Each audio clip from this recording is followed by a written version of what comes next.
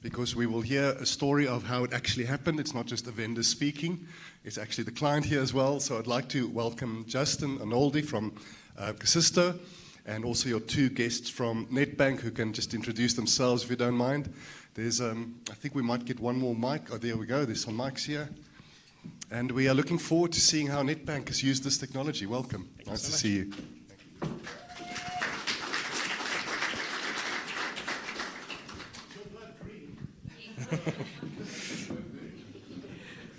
Hi, I'm Vanessa from Nedbank, proudly Nedbanker. Blood is definitely green, and also commonly known as the Enbi mother. Hi, morning everyone. My name is Ronnie Handukane. Yes, my blood is also green. Interesting fact, I'm colorblind, so I'm not actually sure if it's green. For a designer, which is quite an interesting thing. So yeah, I work across the road here at Nedbank, leading multiple different teams. Yeah, excited to talk to you guys today. Cool. Do you guys want to take a seat? I'm going to interrogate you. Yeah, so thank you very much for the opportunity to share the Nedbank story. Really just give you a sense of exactly when Enbi came from and really what it's achieving today in production for Nedbank. So thank you very much for participating. So let's kick it off with Vanessa, perhaps, maybe giving us a bit of a background around the actual journey and some of the, the objectives that you set out, the vendor selection process itself, and really just around the project. So do you want to kick us off?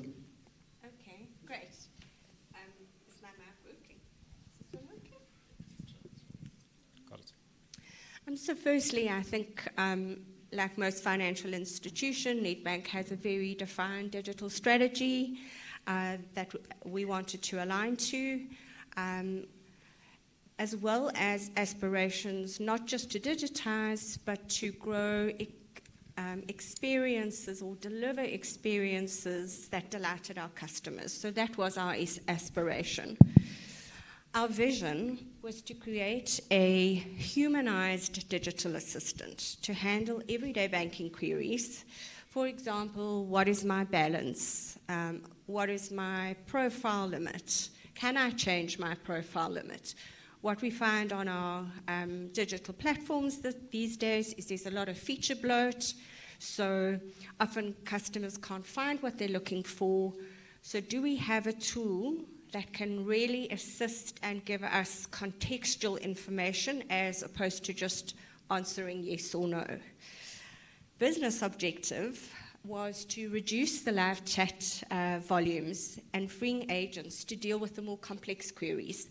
So what we found is the live chat channel was becoming increasingly popular and the volumes were just growing. And what we wanted to do is make sure that those agents were freed up to really give the in-depth assistance to clients that didn't just need a, yes, you can do a profile limit change, this is where it is.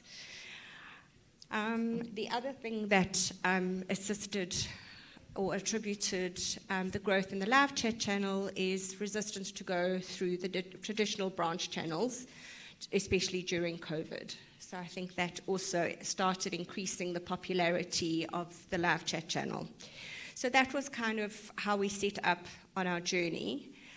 In terms of the partner selection, obviously we needed somebody that was experienced, that had an AI capability, that was solid and sound and understood banking type questions. Main attributes, we wanted to make sure that we could offer our customers. It's not just a bot that says yes or no, I've mentioned that before, but one that could offer integrated journeys, handle a seamless handover to a live chat agent when they needed that warmth and somebody to hold their hand during a stressful situation, like fraud, for instance. The solution, I think all the normal checkboxes. Is it scalable? Can it understand the dialect of South Africans? Can it handle multi-state? And really be able to support our integrated journeys. so that we could give customers context to deal with their account and not just a broad statement. So I think having that contextual integration and navigation is really what we were looking for an enriched client experience. I hope that answers you. It does, yeah, thank you. So maybe, Ronnie, if I could ask you maybe to think about or provide some insights around the design considerations, maybe to demystify persona, personality, that kind of capability that was built into Enbi from the onset. Because I know you guys spent a lot of time in that design phase, so maybe just give us a view around what the considerations were and kind of what that overall process looked like. Okay, cool. This is working. It's working, yeah. Cool. So, yeah, Justin, you mentioned that we spend a lot of time in the design phase, right? I think as a design manager, one of my biggest roles is making sure that we don't spend too much time in one phase, right? So I remember one quote that if from a mentor of mine always used to say is design can either be done very quickly or very slowly, right? And both of them can eventually be bad. You just need to find the middle ground. So we spend a lot of time, and Vanessa was talking a lot about like the interactions or collaborations that we had with our contact center team. So where we started really was, and it sounds very cliche and quite simple, but understand the problem that you're solving and who you're solving it for, right? And that's design thinking 101, right? So who are you solving it for? Who are your clients? What does it look like? And to be able to do that, we went through, again, series of like activities as you would go through in any product design team. We spent a lot of time in research, so understanding, cool, what are chatbots? What chatbots exist in the country? What chatbots exist internationally? What are the good chatbots? What are the bad ones? What makes them bad, right? And we are looking across the entire spectrum from finance, because we are in the finance space, and also into like the lifestyle space, because we wanted to understand what creates a great conversational experience, right? So we did all that work. Part of like the research that we were doing, we spent, we went into the field, we hit the streets a little bit, spoke to our customers, because again, we wanted to understand their knowledge of chatbots, their experience of chatbots. What do they, why would they hire a chatbot and to do what for them, right? And on top of that, so from that, we got like a lot of like insights from what's important to our customers. And then what was also quite critical, which Vanessa spoke about a little bit, was really understanding the business, right?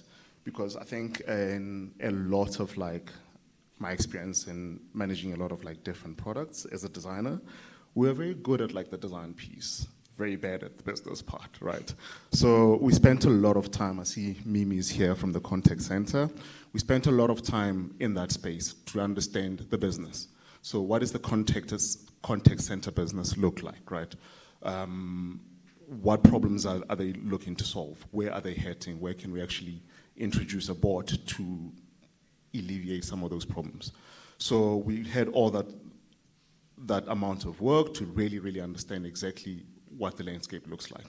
Once we got there, then we started understanding that to customers it's quite important to, again, know from the get-go, am I interacting with a human being or is it a bot, right? And if it's a bot, it has to have personality, right?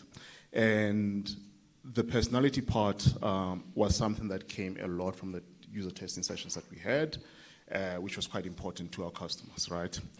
And I think everything happened at the right time when we were creating and building Enbi, because Nedbank was going through a brand refresh, right? Which created like an opportunity for us to say, cool, as part of the brand refresh, what does Nedbank need to look like? What does Nedbank need to sound like, right? And then from a copy perspective, again, what should Nedbank sound like? So I would say it might be a little bit of a bold statement, but like when we were creating like Enbi, we're at the forefront of like really rethinking the tonality and personality of how Nedbank represents itself on the market, right? So we collaborated with one of our agencies, looking at visually what should Enbi look like, what should Enbi sound like. Worked again with the branding team internally to really craft that tonality, because again, from the research that we had, it was quite important for it to have personality, but he needed to have personality but still feel professional enough to seem capable to say, cool, I'm here, Enbi will help me with something, right? So we went through a series of all those exercises to make sure that we are crafting the right experience based on the customer need, right, and the experience. And it helped us shape the tonality that has gone into a lot of the digital channels that some of the guys who are here have embedded into the experience. So would you classify Enbi as a brand ambassador of Nedbank? Or? I think he is, right? He is the brand ambassador of Nedbank. So a lot of like the tonality that we created has shaped around how we say things in Nedbank. Maybe if you could just shed some light on some of the lessons learned during the process, and Vanessa maybe just add to that as well, would be great. Yeah. Yeah, I can.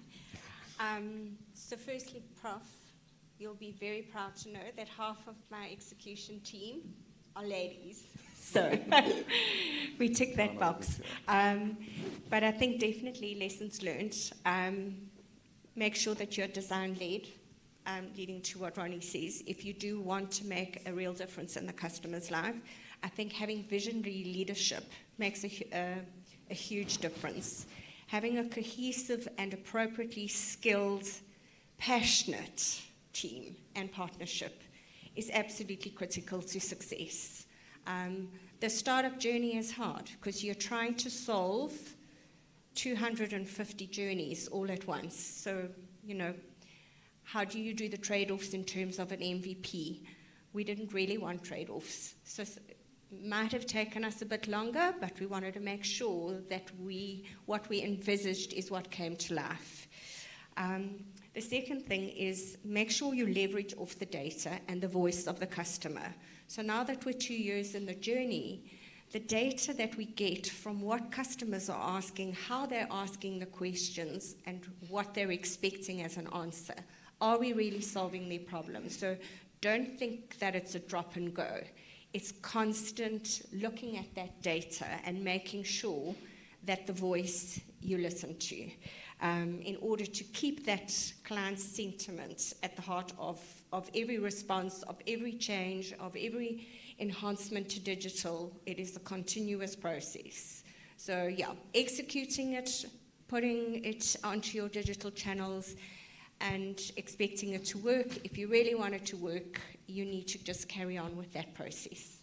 Anything you want to add there? I'll pick up on the MVP part, Yeah, right? okay. Because MVP is always quite interesting because, again, that's minimal viable product. Like Marlisa, we say valuable product, right? Where you're at a stage where there are a lot of trade-offs that you want that you have within the team, and within the trade-offs, it ends up getting to a point where your first MVP is quite bulky, right? What we learned, which was quite interesting for us, is be comfortable to have clarity on the value that you are lending, but lend something, again, minimal, right? And get to a point where you use that as an experiment. So just to explain what I mean by that is there are a lot of things that we learned from that, which we were not prepared for. An interesting story that one of the guys in the team tells is we're doing a brand immersion in branch, right? So we wanted to understand the experience in branch when it comes to digital things, right? What we found was our bankers were using Enbi seamlessly into how they service clients. That's something that we did not tell them to do, right? They found out about Enbi because we made a lot of noise about Enbi. They consumed it as a client and then said, okay, this can actually help me to be more efficient as part of my job. So in some of those conversations that they had with a client in front of them, they'll crank up Enbi a little bit, and Enbi could help them resolve a problem quicker, right? And at that point was also quite a good point to sell Enbi, to say, hey, you're in the branch, we've got a digital thing that can help you with this, right? Again, that's something that we did not design, that we learned, right? Which was quite cool. And then Vanessa also spoke up a little bit about like pivots. And a lot of us in this room create experiences. That is hard, right? Pivots are quite hard. But having a very strong leadership team to help you get past those pivots was something that we had to really experience, because within those pivots were a lot of constraints. You know, I always tell to some of the guys on the team to say constraints are your best friends, because with a lot of constraints that you're presented with, that's where some of the best experiences come from, right? So maybe just to round it off, treat your MVP as an experiment. You say that to program executives, they freak out a little bit. But be comfortable to say, guys, we are lending something quite small that we are going to learn from. We think we know exactly how it's going to perform, but there are things that might be fundamental to how the business operates that we don't know anything about. So, yeah, I think that was one of the big summary, pieces. yeah. So Vanessa, maybe you could give us a view around the scale. So Enbi in the wild since August 2021. You know, what does the KPIs look like? You know, what are you seeing in terms of the usage? You know, what is that story around that? I'll answer that in a second. I just want to add something. I've got a very bad reputation about talking too much about Enbi, but I think on the MVP discussion, is it good enough and is it going to add value if you are going to put in an MVP? So those trade-offs are sometimes worth it so that you can learn from what you have deployed, and is it doing its job? So I think we set our standards really high, and we think that something's really important, but only when you deploy it and it's executed, you actually realize, actually, no, that is good enough. Which leads me to, I mean, we are absolutely thrilled with the Enbi performance. I think it has exceeded all of our expectations. To date, Enbi has handled 2.8 million chats in 2 years. Ooh. I mean, that's phenomenal. 7.8 million requests. So every time a customer's answered a question, the bot has answered, which is amazing. I think equally important is the natural language understanding. So it's one thing to ask a question, but is the capability understanding? So our rate of NLU currently is at 84%. So I think, I mean, we can really applaud ourselves for a really great execution of what we've delivered in the marketplace and put in front of our customers. I think a healthy reduction in live agent calls. We do have our call center representative here, so we can see the value of Enbi. Again, digital when you want it. I think it's a tagline that you often hear in the media. Digital when you want it, human when you need it. So have we stuck to that? And Enbi is handling 76% of our total chats. I mean, it's phenomenal. It's absolutely phenomenal. And maybe you could speak around, you know, are you moving the needle? You know, where's the business benefit? Has there been a return in terms of the business case that was put forward? You know, would you get decline or additional funding if you went for it? Those are the kind of things. You know, maybe give us a sense of, you know, what that ROI looks like and really what the return has been. Yeah, so ROI, I mean, is obviously always very important to the bank. And I look at it with a split lens. We are seeing steady growth. We're seeing client adoption. We're seeing return users, which is very encouraging. I think other key metrics that we see and that we need to be cognizant of is average handling time for agents. Have we reduced that? That is a key metric. Customers don't want to be on the phone for too long. So by transferring to the agent, do we give them enough context of the customer's pain point? Very important to us that. Have we adversely impacted our NPS rating? Also very important, because at the end of the day, it's a seamless experience. So they're looking at their chat or their problem resolution in a seamless way. It's not segregated. Oh, my chatbot experience wasn't great, but my live agent experience was. So I think equally important. I think for me as well, because I'm all about the people, the team satisfaction. Are we proud of what we've executed, and have we delivered on our vision to create a competent, caring digital assistant? I think anybody can deploy a bot, but for me, it's the collective. And I suppose the ROI, which is the real question you want to know, we are currently 23% ahead of our target. So I think that speaks for itself. Does that mean you've had to re-baseline for the year ahead or not? We haven't yet, because we want to just continue growing Enbi. As I said in the beginning, important was seeing Enbi as another colleague, as a brand ambassador. We spoke about that. How do we add him to other channels? How do we make him be distinguishable when you see him on another channel, like a public website? Is this a person you can trust, or a person, an image an avatar? It is just an avatar, but the touch point or the moment of truth is, if I click on this, am I going to get the right help? Sure. Yeah. So I think that, maybe in closing, just maybe to get a sense what's on the horizon. What have you got planned next year for Enbi? There's obviously channel expansion. Are you looking at introducing new intents? What does that coverage look like in terms of what customers are asking? Yeah, so initially Enbi was positioned as a servicing bot, because that's kind of why customers go to a live agent. So we are currently starting to play in the space of onboarding, and we'd like to grow that. I think somebody mentioned the self-fee verification. Customers having issues with that are when they are onboarding for a new product or as a customer, how do we help in those processes? I think we'd like to see him grow also into the sales realm and step out of servicing. I think different ways that he showed up. We recently introduced a voice-to-text ability, so that if you ask Enbi a question, it's converted to text and responds back. So different ways to use Enbi. So for us, it's a continuous journey. In terms of the intent, usage, and growth, absolutely, we never stop looking at that data. Something like a passport, for example.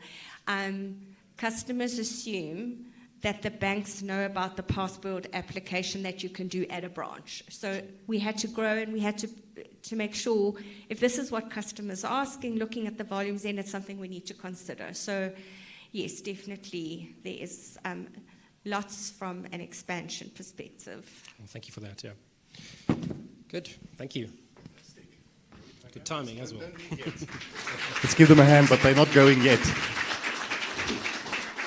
Lisa, I like the text-to-voice kind of idea, especially for differently abled people. Yes. Imagine you can have a whole immersive experience with your bank if you can't see, or if you can't hear, or something like that. Yes. That is quite interesting. I'm sure that's on the horizon, even though it's complex, most likely. So two things we've done is Enbi is actually fully accessible, even to the point where we hand over to the live agent. So if a customer activates accessibility on their device, they are able to use it in accessibility mode, where it actually reads the screen for you. Not only that, just a different way that customers communicate. I think a lot of us starting to use voice note instead of typing a long message. So yeah, I think just want to enhance the experience. But actually that was actually a quick win, because it is part of your native functionality on your phone, but it was just about enabling it in the journey. Oh, fantastic. That's important. Two quick questions from me before we open Sure. for the floor. I don't see any online questions yet. Again, just want to encourage those who are joining us online to give us your questions. I'm with Nedbank. Where do I access this thing? And is that a shocking question? Is it on my mobile app? So, Enbi is on Money App and online banking. Okay. In unauthenticated, so pre-log on and post-log on. Our thinking around that is if you're not a customer and you are wanting to solve a problem, maybe you forgot your password, it's no use only enabling Enbi post-log on, because then you can't get the help that you need. So our MVP actually was unauthenticated, authenticated Money App and online banking channels, and I believe that there is no other institution that I know of that has offered it in all of those states. So the design team and the solution team spent a lot of time creating bespoke experiences based on whether they were authenticated or not. Okay.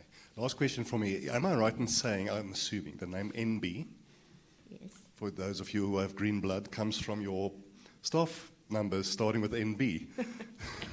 Because if it was a One contract, of the reasons. if it was a contractor, it would have been CC. Well spotted. Just tongue in cheek, but I'm quite keen. Just a very quick answer there, Ron, if you don't mind. It actually does, right? So we tried a couple of names, tested them again with our clients, and that one, funny enough, clients could actually figure it out, because you've got an NB number. Yeah. Clients could actually relate NB to NB because we are Nedbank. So that was, again, something quite similar, sort of organic. But I think it's a great name. It's cute as well, NB. Cool. Let's take one question from the audience, and we'll just get a microphone to you as well. Thank you. Thanks. Hi. Rafael Siegel from Legal Interact. Well done on your bite. We think that's great. We've been doing a lot of work there. My question is, both of you, Ronnie and Vanessa, you both said he. That's why it should be CC. It's like we'd all like to see that transform to she. But bots are she. Why's NB? And you asked my question, what does NB stand for? We are Nedbank clients, and my partner looked at me and he said, we had the human when we needed it. We actually wanted the digital. We had the FICA stuff come round, and we signed and signed and signed. But genuinely, why did you make it a he? I'm so glad that you asked that question, right? So when we were designing NB, I remember, Marlisa, from the get-go, we wanted NB to be gender neutral, right? And we positioned NB as gender neutral, and we tested that with our clients. And I think we had about 90 to maybe 100%, where the clients were saying, hey, NB is a guy, he's a he. That's how he should identify, as he and him. So that's something that initially we're saying, this is the direction that we are taking, and the customers told us this is how they would consume it and understand NB. So that's something that was fed from our clients. I don't know any guy who could take 2.8 million questions. Very good one. So maybe you really need to rethink that. Cool. Well, Justin, Ronnie, Vanessa, that was really great. Thank you so much. Please leave your mics on the chair, and please give them a